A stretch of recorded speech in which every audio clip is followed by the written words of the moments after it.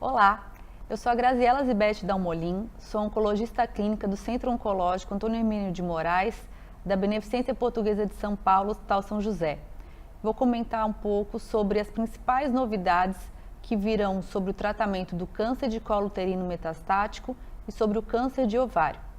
Então, inicialmente falando sobre o câncer de colo uterino metastático, um dado interessante foi apresentado na ASCO desse ano, é o estudo Keynote 028, então um estudo bastante inicial, com 24 pacientes, estudo de fase 1B, que incluiu diversas histologias, mas também pacientes com câncer de colo uterino metastático ou recorrente, que não poderiam fazer o tratamento padrão, para o uso de pembrolizumab na dose de 10 mg por quilo a cada 2 semanas. Esse estudo foi bastante promissor, mostrando redução tumoral de ordens de mais de 20% e, mais importante que isso, uma duração de resposta bastante interessante, prolongada, da mesma maneira que já é visto com o uso de imunoterapia em outros tipos de tumores. O estudo Keynote 028, a partir desses dados, já foi iniciado um estudo de fase 2, que é o Keynote 0158, que vai incluir mais pacientes para o uso de pembrolizumab com câncer de colo uterino metastático. E esse estudo ele é muito interessante porque ele abre um novo leque de tratamento para essa doença que ainda é tão órfã de tratamentos. É importante lembrar que esse estudo incluiu somente pacientes PDL1 positivos. Então, isso no futuro a gente ainda, da mesma maneira que outros tumores, vai ser necessário conhecer qual o principal cutoff de PDL1, da expressão de PDL1 a ser utilizada, quais seriam os principais pacientes que poderiam se beneficiar com esse tratamento. Falando também sobre novidades, uma novidade que daí já é da ASCO de 2014, mas que tem o seu papel, é o uso de vacinas no tratamento do câncer de colo uterino metastático. Então, da mesma maneira que existe o racional da imunoterapia com o pembrolizumab, é o racional de estimular o efeito imunogênico com o uso de vacinas, lembrando que o câncer de colo uterino ele é basicamente relacionado com a infecção pelo HPV e essa infecção pelo HPV poderia estimular a oncogênese.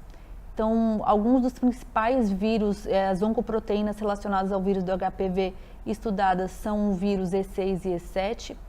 E um estudo pequeno, que incluiu somente 9 pacientes, fez a utilização de adoptive T-cells, utilizando a retirada de tumores por células sanguíneas e com a consequente depressão do paciente, fazendo uma depressão linfocitária, com o uso de ciclofosfamida, fludarabina e uso de interleucina, e depois o paciente é reinfundido essas células que foram retiradas inicialmente. Então, esse tipo de estratégia mostrou em 9 pacientes, 3 pacientes tiveram resposta, 1 com resposta parcial e 2 pacientes tiveram resposta completa e prolongada. Um paciente teve resposta completa de mais de 22 meses e um de mais de 15 meses. Lembrando que eu estou falando de um cenário de pacientes que receberam a vacina com doença metastática e que ficaram sem evidência de doença, com resposta completa por mais de 15 meses. Esses 2 estudos, então, eles são interessantes mostrando o papel de como o câncer de colo uterino pode ter a sua estimulação imunogênica com melhores taxas de resposta e melhoras em sobrevida. E isso deve ser estimulado em novos estudos. Comentando agora um pouco sobre o câncer de ovário, então esse ano apresentado na ASCO uma terceira avaliação do estudo E19, é o estudo com uso de olaparib, que foi avaliado em manutenção em pacientes com doença platino-sensível. Esse estudo foi publicado inicialmente em 2012 no New England, tinha mostrado melhora em sobrevida livre de progressão, sem melhora em sobrevida global nas pacientes com mutação do BRCA1 ou 2. Na terceira avaliação interina do estudo, que foi apresentada esse ano, então houve uma melhora progressiva das curvas, continua o benefício do uso de inibidores de PARP em sobrevida livre de progressão nas pacientes com presença de mutação de BRCA e foi visto uma melhora em sobrevida global numérica, mas contudo sem uma melhora estatística conforme a avaliação de critérios de inclusão do estudo de 34 versus 30 meses nas pacientes com a mutação do BRCA. Outro estudo muito interessante que foi apresentado esse ano na ESMO é o estudo com o uso do niraparib. Então, um estudo que lembra um pouco o desenho do estudo 19, que fez o uso de niraparib, que é outro inibidor de PARP, uma molécula um pouco diferente do olaparib. E o niraparib ele foi avaliado diferentemente do outro estudo em 3 grupos de pacientes: nos pacientes BRCA mutados, nos pacientes sem a presença de mutação, mas no estudo niraparib foi incluído um novo score, que é um score de recombinação homóloga ou score HDR.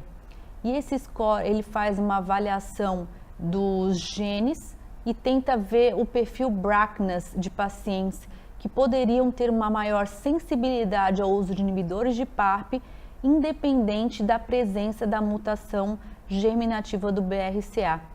E esse estudo ele teve resultados extremamente animadores. Nos pacientes com a presença da mutação do BRCA que fizeram uso de niraparib, houve uma melhora bastante relevante em sobrevida livre de progressão, um hazard ratio de redução de risco de quase 70%, incrivelmente nesse cenário de doença platino-sensível, que são pacientes habitualmente muito graves, com risco grande de recorrência. Então, uma notícia bastante animadora. E, incrivelmente, diferente do estudo 19, esse score de recombinação homóloga, ele foi avaliado nos pacientes e visto que as pacientes BRCA selvagem com a presença do score de recombinação homóloga também tiveram benefício com o uso do niraparib. E mesmo nos pacientes que eram BRCA selvagem, sem o score de recombinação homóloga, tiveram uma melhora em sobrevida diferente da curva do placebo, contudo com um nível de redução de progressão inferior, mostrando que o uso de inibidores de PARP ele não deve ser reservado somente para as pacientes com mutação de BRCA. O estudo niraparib ele abre um leque importante de novos tratamentos, de novos cenários de pacientes, inclusive de novos biomarcadores, como o score HDR ou o score de recombinação homóloga. Mesmo em pacientes com BRCA selvagem e ausência de recombinação homóloga, apresentaram benefício do niraparib, mostrando que a gente ainda precisa correr atrás de conhecimento e entender nessa assinatura genética de pacientes quais são os outros perfis de mutação BRCA que poderiam ter um benefício com o uso dessa droga. O niraparib ele foi bem tolerado, sem toxicidade significante e são esperados dados maduros de sobrevida global. Muito obrigada.